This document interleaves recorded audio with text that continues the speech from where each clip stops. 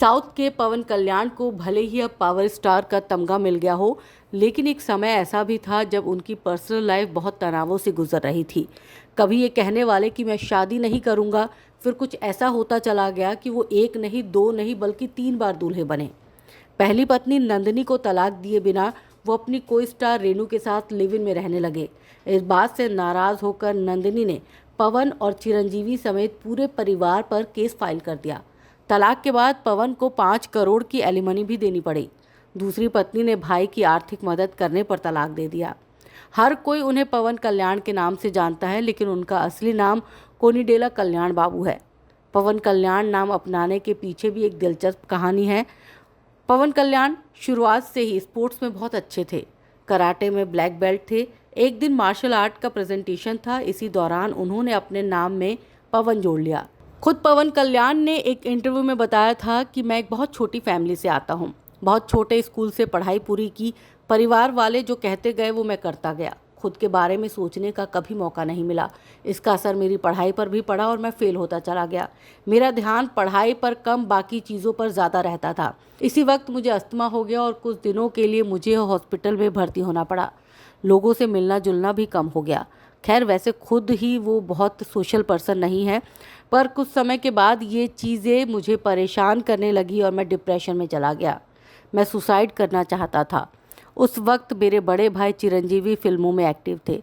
उनके पास एक पिस्टल थी जिसका उनके पास लाइसेंस भी था। एक दिन मैं उसी पिस्टल से खुद को मारने ही जा रहा था कि परिवार वालों ने बचा लिया। फैमिली के समझाने पर इस घटना के बाद मैंने ज़िंदगी को नए तरीके से देखना शुरू किया। कंप्यूटर की पढ़ाई की, योग करने लगा और मार्शल आर्ट भी सीखा। हालांकि मैं कभी भी एक्टर नहीं बनना चाहता था। पवन जब 8 साल के थे तब उनके बड़े भाई चिरंजीवी ने फिल्मी डेब्यू किया था। इसके बाद परिवार का माहौल फिल्मी बन गया, लेकिन इसका असर पवन कल्याण पर नहीं पड़ा। उन्हें खेती करना बहुत पसंद था। फल फूल उगाने में ज़्यादा वक्त बिताते थे। करियर भी इसी फील्ड में वो बनाना चाहते थे। वहीं चिरंजीवी का मन था कि पवन भी उन्हीं की तरह फिल्मों में काम करे। भाभी सुरेखा भी फेमस तेलुगु कॉमेडियन अल्लू रामलिंगया की बेटी थी। पति के इस फैसले पर उनका भी समर्थन था। पवन अपनी भाभी सुरेखा के साथ बहुत अच्छा बॉन्ड शेयर करते थे। आज भी दोनों का रिश्ता उतना ही मधुर है। सुरेखा के समझाने पर पवन ने फिल्मों में आने का फैसला किया।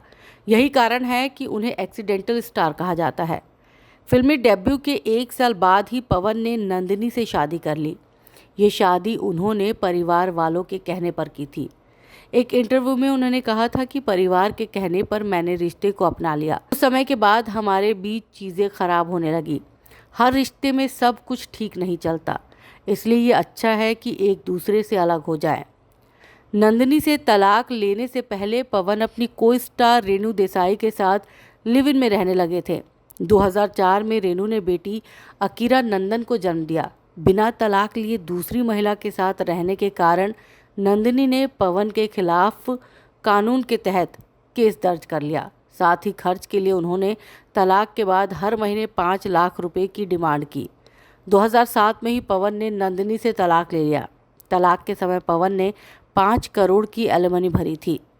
नंदिनी से तलाक लेने के बाद पवन ने 28 जनवरी 2009 को रेनू से शादी कर ली। शादी के बाद रेनू ने बेटी आध्या को जन्म दिया। रेनू के साथ अपनी शादीशुदा रिश्ते को शुरू करने के लिए पवन ने क्या कुछ नहीं किया, लेकिन रेनू के साथ भी अपने रिश्तों को वो बचाने में असफल रहे। शादी के 3 साल बाद ही रेनू ने 2012 में उनसे तलाक ले लिया।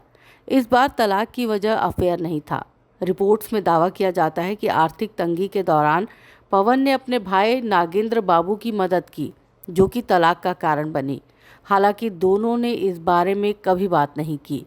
पवन ने अपने वकील के जरिए बहुत कोशिश की कि तलाक ना हो, लेकिन वो असफल रहे। जब दोनों का तलाक हुआ तब पवन फिल्म 3 मार की शूटिंग कर रहे थे, जो बॉलीवुड फिल्म लव आजकल के रीमेक है। रेनू से तलाक लेने के बाद पवन को रूसी मॉडल से प्यार हो गया। एक फिल्म की शूटिंग के दौरान दोनों की मुलाकात हुई थी। रेनू से तलाक के 1 साल बाद ही पवन ने 30 सितंबर 2013 में रूसी मॉडल से शादी कर ली। 3 शादी करने पर पवन कल्याण ने कहा था कि मेरा तो शादी करने का इरादा ही नहीं था। वो तो वक्त के साथ बस होता चला गया। एक शादी नहीं चली, इसलिए मुझे दूसरी और तीसरी शादी करनी पड़ी।